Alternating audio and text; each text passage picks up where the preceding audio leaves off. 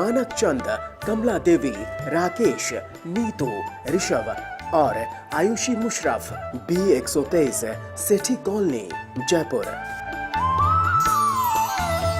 Shri Parshwanath re rolling mills limited, Durgapur 1, Vardhaman, west Bengal. Amita Jain, पत्नी अनिल कुमार जैन, संगीता जैन, पत्नी विपिन कुमार जैन। रत्नम प्रभा वाडेकर, प्रणिया शाह, रंजना कोठारे, वर्षा शाह, बारामती। श्री चंदूलाल जुबराज गांधी, फलटनकर, घाटकोपर, मुंबई एवं परिवार। अलेखा शाह, मनीष शाह, अनुपम शाह, प्रियंका शाह, सचिंत गांधी, नुपुर गांधी, श्रवंत गांधी। इंदु जैन, रंजना, विनय, सुनैना, अभिषेक, मीराबाग, नई दिल्ली।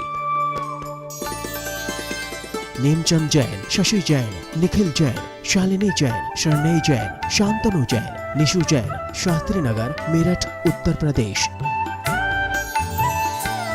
मोहिनी देवी बासलीवाल, धर्मपत्नी श्री कल्याण मलजी बासलीवाल, पुत्र धर्मचंद बासलीवाल, कमल कुमार बासलीवाल, अजीत कुमार बासलीवाल, असेंबली रोड, इम्फाल, मणिपुर।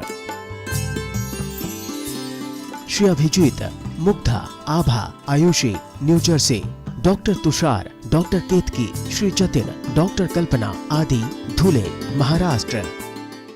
जय जिनेन्द्र तज्जयति परम ज्योतिः समं समस्तैरनंत पर्यायै दर्पणतल इव सकला प्रतिफलति पदार्थ मालिका यत्र। पंच परमेष्ठी भगवान की जय। 5 पापों में अंतिम पाप परिग्रह पाप का वर्णन चल रहा है। पिछले श्लोकों में हमने समझा मूर्छा परिग्रह, जहाँ पर ममत्व परिणाम है वहाँ पर परिग्रह है। चाहे वह वस्तु हमारे पास हो या नहीं हो, किसी भी वस्तु के प्रति, व्यक्ति के प्रति या किसी के भी प्रति यदि ममत्व परिणाम है, यह मेरा है, इस तरह का भी यदि भाव है, वहीं से परिग्रह प्रारंभ हो जाता है। उस परिग्रह के कितने भेद होते हैं यह बतलाने के लिए आचार्य अमृतचंद सूरी महाराज अग्रिम श्लोक लिखते हैं। आइए उसे पढ़ते हैं। अति संक्षेपाद्विविधः, अति संक्षेपाद्विविधः,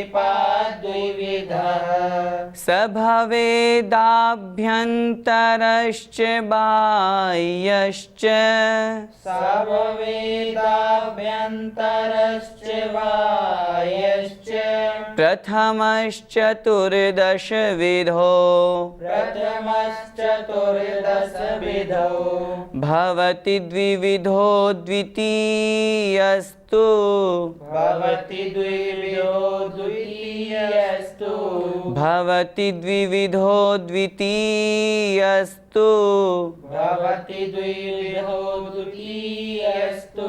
एक साथ बोलें। अति संक्षेपाद् द्विविधः, सभवेदाभ्यन्तरश्च बाह्यश्च, प्रथमश्चतुर्दशविधो, भवति द्विविधो द्वितीयश्च। वह परिग्रह कितने प्रकार का होता है, आइए इस श्लोक में देखते हैं। अति संक्षेपात् द्विविधः। अति मतलब अति, संक्षेपात् मतलब संक्षेप से, अति संक्षेप से मतलब बहुत थोड़े से, द्विविधः दो प्रकार का, स मतलब वह कौन, परिग्रह, क्योंकि पिछले श्लोकों में हमने परिग्रह की चर्चा की। स अर्थात वह परिग्रह, द्विविधः दो प्रकार का, अति संक्षेपात् बहुत संक्षेप से, भवेद मतलब होता है। वह दो प्रकार का परिग्रह कौन कौन सा होता है? आभ्यंतरः च बाह्यः च, आभ्यंतर और बाह्य। वह दो प्रकार का परिग्रह है, आभ्यंतर परिग्रह और बाह्य परिग्रह। प्रथमश्चतुर्दशविधो, उनके और आगे भेद कर रहे हैं। प्रथम है अर्थात जो पहला है, उसमें से आभ्यंतर और बाह्य इन दो प्रकार के परिग्रहों में से पहला परिग्रह कौन सा? आभ्यंतर परिग्रह। उस आभ्यंतर परिग्रह के कितने भेद होते हैं? चतुर्दश विधो, 14 प्रकार के। उस पहले आभ्यंतर परिग्रह के 14 भेद होते हैं। भवति अर्थात होते हैं। द्विविधः द्वितीयस्तु, द्विविधः 2 प्रकार का होता है। द्वितीय तू मतलब और, द्वितीय अर्थात दूसरा। और जो दूसरा बाह्य परिग्रह है, उस दूसरे बाह्य परिग्रह के 2 भेद होते हैं। क्या मतलब हुआ? इस श्लोक में उस परिग्रह पाप के 2 भेद बतलाए। भैया जी, यदि किसी व्यक्ति को पुण्योदय से अच्छी संपत्ति मिली है तो वो उस संपत्ति का उपयोग कैसे करे? श्रावक के लिए दान धर्म सर्वश्रेष्ठ बताया गया है। श्रावक के मुख्य कर्तव्यों में आचार्य वीरसेन स्वामी महाराज ने भी लिखा है, दानम पूया मुख्यम, अर्थात दान और पूजा श्रावक के लिए मुख्य है। इसलिए अगर उसे पुण्योदय से अच्छी धन संपत्ति प्राप्त हुई है तो उस धन संपत्ति का वह श्रावक दान आदि करने में, अच्छे परोपकार में लगाए, जिससे वह अपनी धन संपत्ति को और अधिक पुण्य रूप में बढ़ा सके। जिन मंदिरों का निर्माण करवाए, अथवा बहुत से ऐसे जिन मंदिर देखे जाते हैं जो जीर्ण शीर्ण हो गए हैं। दक्षिण की तरफ हम जाएंगे तो बहुत से ऐसे मंदिर हैं, भगवान जी की प्रतिमा है लेकिन मंदिर बहुत जीर्ण शीर्ण है। कहीं मंदिर में भगवान जी की प्रतिमा है, वहाँ पर भगवान बाहर पेड़ के नीचे विराजमान हैं। ऐसे उन स्थानों पर यदि मंदिर बनवाते हैं तो बहुत अधिक पुण्य कर्म का बंद करते हैं। तो जिन मंदिर, अगर कहीं नई कॉलोनी खुली है, नई कॉलोनी में घर बने हैं, तो वहाँ नया जिन मंदिर होना आवश्यक है, नहीं तो लोग दूर होने के बहाने से मंदिर नहीं जा पाते। तो इसलिए मंदिर बनवाना चाहिए। जीर्णोद्धार के योग्य जो मंदिर हैं उनका, उन जीर्ण शीर्ण मंदिरों का जितना हो सके उस धन संपत्ति को जिनेंद्र भगवान की धर्म प्रभावना में उपयोग में लगाना चाहिए। बहुत से लोग कहते हैं कि भैया जी स्कूल, कॉलेज, हॉस्पिटल ऐसे बनवाना चाहिए, जिन मंदिर बनवाने से क्या फ़ायदा। लेकिन विचार करें, स्कूल, कॉलेज, हॉस्पिटल तो इहलोक के लिए हैं, लौकिक हैं, जबकि जिन मंदिर पारलौकिक हैं। ये तो संसार के साधन हैं, वह मोक्ष का साधन है। यदि कोई भव्य जीव जिन भगवान के दर्शन करता है, आचार्यों ने लिखा है जिन बिंब दर्शन से सम्यक दर्शन की उत्पत्ति होती है। तो अगर किसी जीव को जिन मंदिर में दर्शन करने से, जिन भगवान के दर्शन करने से अगर सम्यक दर्शन प्राप्त हो जाता है, तो सोचिए जिन मंदिर बनवाने वाले को कितना पुण्य लगेगा। उस निमित्त से भव के उसके जो पाप कर्म थे, सम्यक दर्शन प्राप्त होने पर वो समाप्त हो जाते हैं। संसार काल बहुत थोड़ा सा रह जाता है। जबकि अन्य जितने भी हैं, मानते हैं ये आवश्यक हैं, लेकिन जितनी आवश्यकता हो, अगर हम इंग्लिश मीडियम स्कूल खुलवाएंगे तो उसमें कितना पाप आदि कार्य भी होगा। उसकी बजाय हम पाठशाला खुलवाएं जिसमें ज्ञान का साधन हो, जिसमें हम बच्चों को संस्कार दे सकें। हम हॉस्पिटल भी खुलवाएं तो ऐसे खुलवाएं जहां पर व्रती भैया लोगों को निःशुल्क और बहुत शुद्ध दवाई प्राप्त हो सके। मुनि महाराज रोगी हो जाते हैं, उनको शुद्ध दवाई प्राप्त हो सके, ऐसे औषधालय खुलवाएं। ऐसे बहुत से साधन हैं जिनके द्वारा हम उस धन संपत्ति का उपयोग कर सकते हैं। भैया जी, सबसे ज़्यादा परिग्रह तो चक्रवर्ती के पास होता है, तो उसको सबसे ज़्यादा पाप लगना चाहिए। परिग्रह की परिभाषा क्या लिखी? मूर्छा परिग्रह। मूर्छा अर्थात ममत्व परिणाम। जहाँ पर ममत्व परिणाम है तो परिग्रह होगा। चक्रवर्ती है, जरूरी नहीं है कि उसके सारी धन संपत्ति में परिग्रह, मूर्छा, ममत्व भाव हो ही सही, क्योंकि ममत्व परिणाम होंगे तो मूर्छा है। भरत चक्रवर्ती का तेल के कटोरे वाला उदाहरण हम सभी को ध्यान है। वो घर में रहते हुए भी वैरागी के समान अपना जीवन जीते थे, तभी तो तुरंत सब कुछ छोड़ा, अंतर्मुहूर्त में केवल ज्ञान प्राप्त हो गया। यदि ममत्व परिणाम होता तो वहीं पर ही रहते, फिर वह पूरा राजपाट, पूरा 6 खंड, 96,000 रानियां, इन सबको वो कैसे छोड़ते। इन सबके होने के बावजूद भी उनका ध्यान आत्मा पर केंद्रित था। इसलिए किसी भी वस्तु के प्रति यदि ममत्व है तो परिग्रह होगा, यदि नहीं है तो परिग्रह नहीं कहलाएगा। भैया जी, परिग्रह से क्या क्या हानियां हैं? परिग्रह से सबसे बड़ी हानि है कर्मबंध। जितना अधिक परिग्रह होगा, जितना अधिक मूर्छा ममत्व परिणाम होगा और अधिक कर्मों का बंध होगा। आचार्य उमा स्वामी महाराज ने तत्वार्थ सूत्र जी में लिखा है, बहुवारंभ परिग्रहत्वम नारकस्यायुषः। बहुत ज़्यादा आरंभ और बहुत ज़्यादा परिग्रह रखने से नरकायु का आश्रय होता है। तो इसलिए जो लोग बहुत परिग्रह रखते हैं अथवा बहुत अधिक मूर्छा भाव ममत्व परिणाम रखते हैं तो उनके नरकायु का बंध होता है। हम पढ़ते हैं ना, परिग्रह चिंता दुख ही मानो। जहाँ पर परिग्रह है वहाँ दुख होगा ही होगा। हमें लगता है कि हमारे पास रुपया पैसा या किसी व्यक्ति के पास धन संपत्ति बहुत अधिक है तो वह सुखी होगा, उसे लौकिक सुख तो मिल जाएगा, लेकिन इंद्रिय सुख तो प्राप्त हो जाएगा, लेकिन एक अतीन्द्रिय सुख, आत्मा का जो सुख है वह उसे प्राप्त नहीं होगा। यदि धन संपत्ति में सुख होता तो मन में विचार करें, चक्रवर्ती के पास कितनी अपार धन संपदा जिसकी हम कल्पना भी नहीं कर सकते। हम सिर्फ शास्त्रों में पढ़ते हैं और उन शास्त्रों के अनुसार अनुमान मात्र लगा सकते हैं। इतनी धन संपत्ति को छोड़ करके भी वो वन में जाकर के दीक्षा को धारण कर लेते हैं। क्यों? क्योंकि उन्हें उस धन संपत्ति में, उस परिग्रह में सुख नज़र नहीं आता।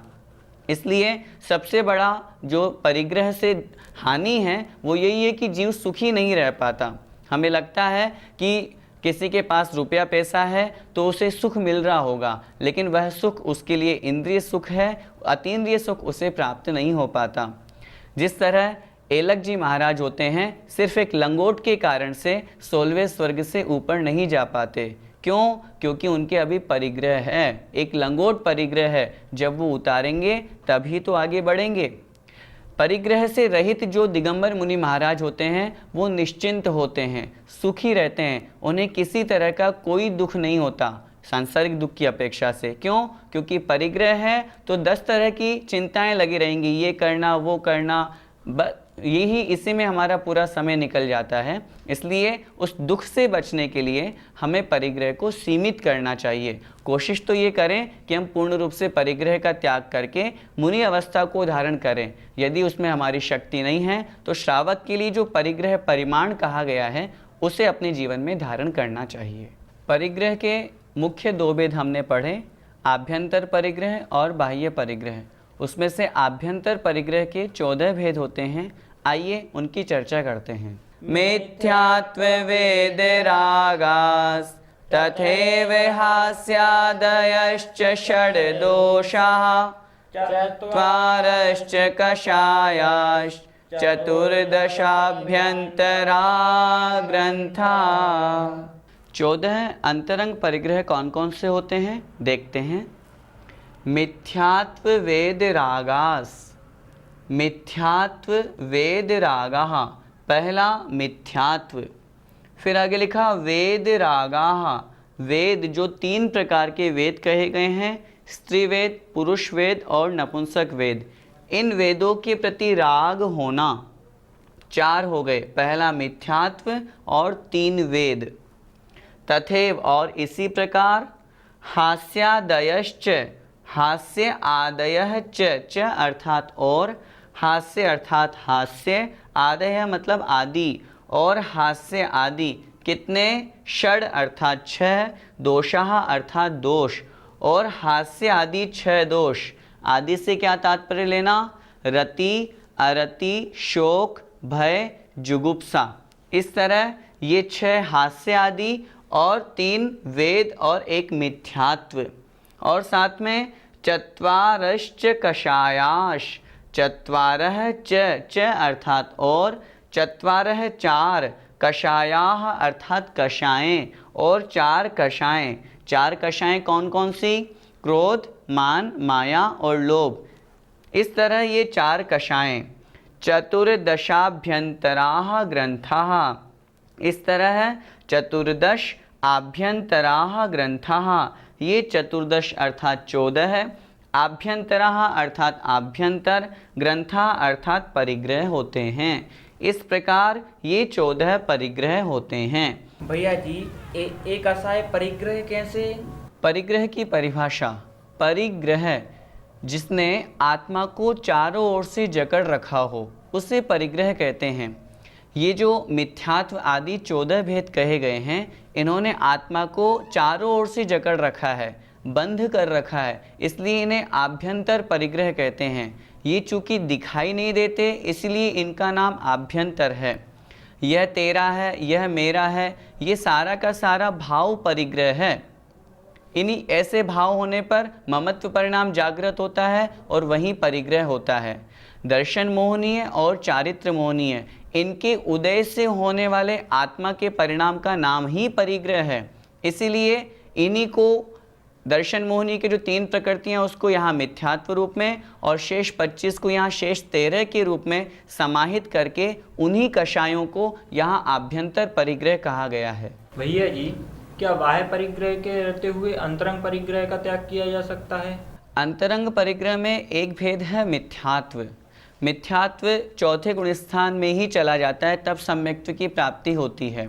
इसलिए मिथ्यात्व रूपी जो पहला अंतरंग परिग्रह है वो तो चला जाएगा, लेकिन उसके आगे के जो अंतरंग परिग्रह है वो जब तक बाह्य परिग्रह नहीं छूटेंगे कैसे जाएंगे।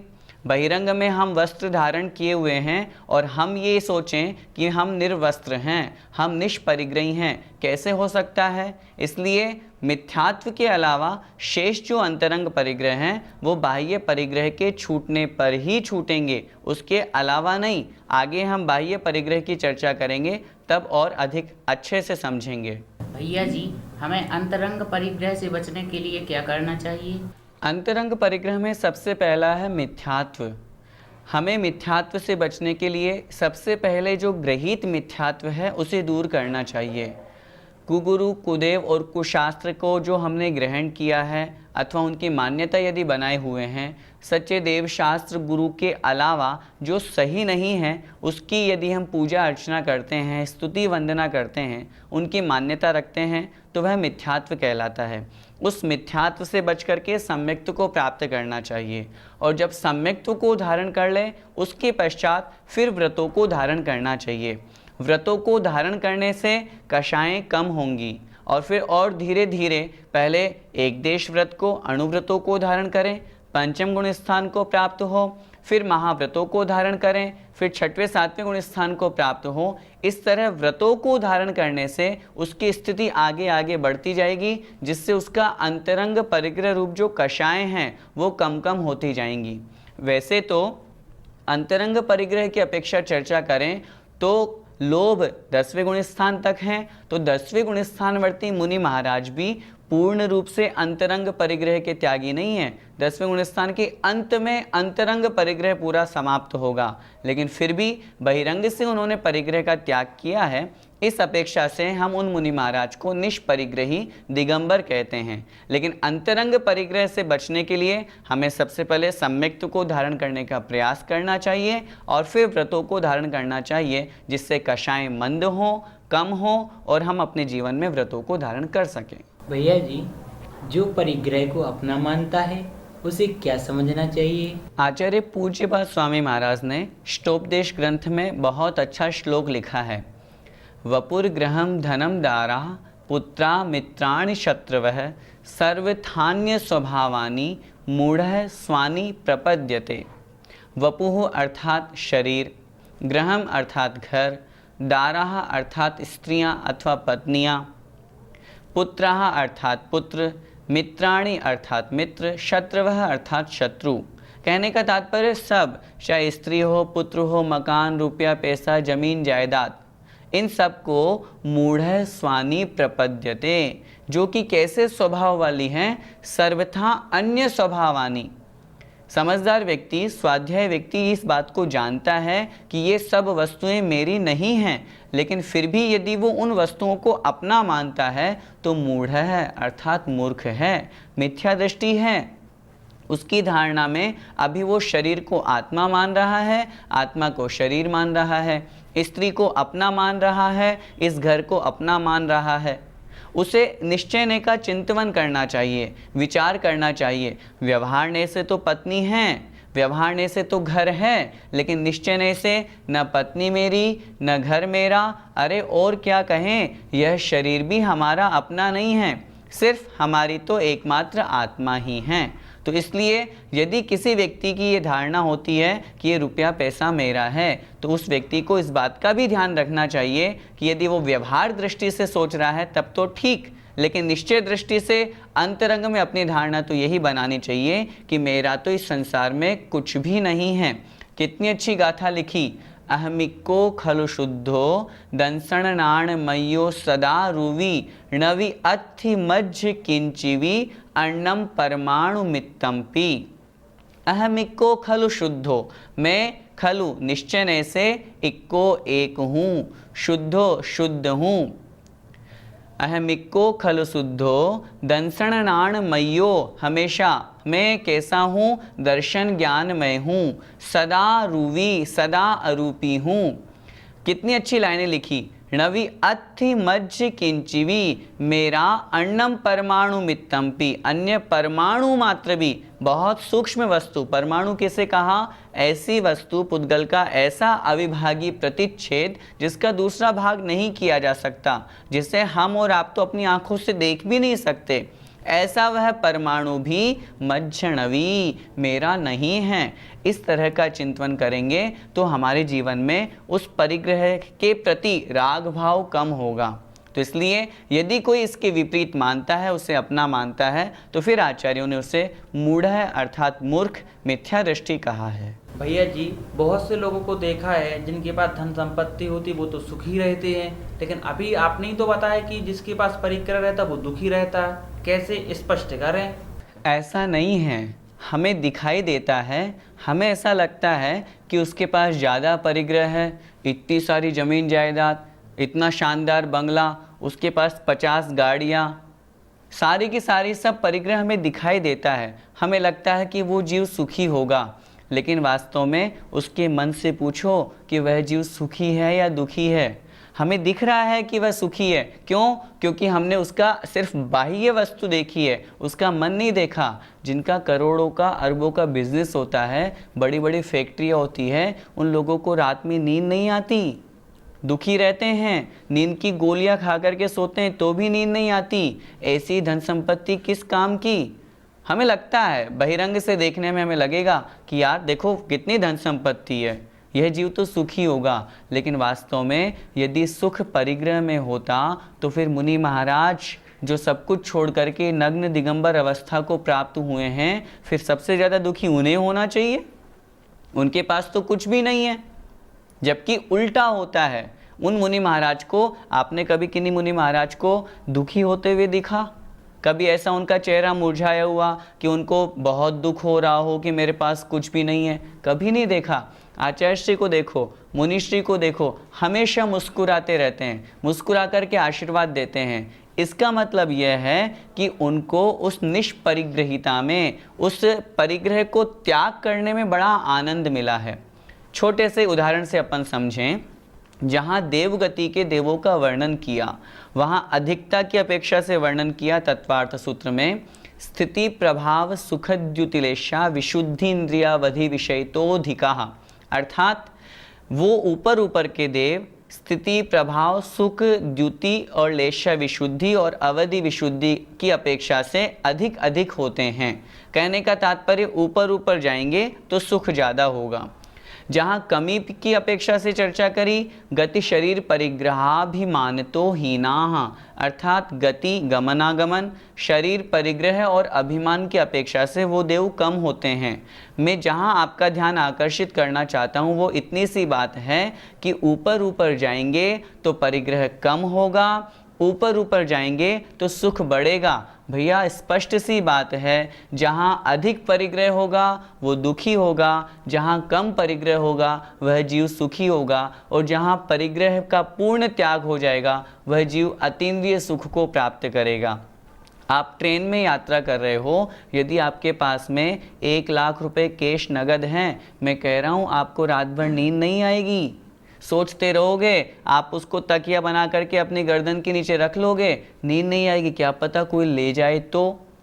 अरे धन संपत्ति है, सुख का कारण होना चाहिए, लेकिन वही धन संपत्ति नींद नहीं आने के कारण दुख का कारण बन रही है। इसलिए धन संपत्ति में परिग्रह में सुख नहीं है, वास्तव में वह तो हमें दुखी ही बनाता है। कोशिश करें उस परिग्रह को हम सीमित करने का प्रयास करें। जय जिनेंद्र। मानक चंद, कमला देवी, राकेश, नीतू, ऋषभ, और Ayushi Musharraf B123 Sethi colony Jaipur. Shri Parshwanath re rolling mills limited Durgapur 1 Vardhaman west Bengal. Amita Jain पत्नी अनिल कुमार जैन, संगीता जैन पत्नी विपिन कुमार जैन। रत्नम प्रभा वाडेकर, प्रणिया शाह, रंजना कोठारे, वर्षा शाह बारामती। श्री चंदूलाल जुबराज गांधी फलटनकर घाटकोपर मुंबई एवं परिवार। अलेखा शाह, मनीष शाह, अनुपम शाह, प्रियंका शाह, सचिंत गांधी, नुपुर गांधी, श्रवंत गांधी। इंदु जैन, रंजना, विनय, सुनैना, अभिषेक, मीराबाग नई दिल्ली।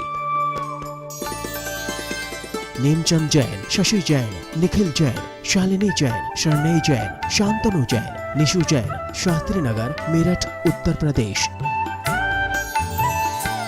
मोहिनी देवी बासलीवाल, धर्मपत्नी श्री कल्याण मलजी बासलीवाल, पुत्र धर्मचंद बासलीवाल, कमल कुमार बासलीवाल, अजीत कुमार बासलीवाल, असेंबली रोड, इम्फाल, मणिपुर।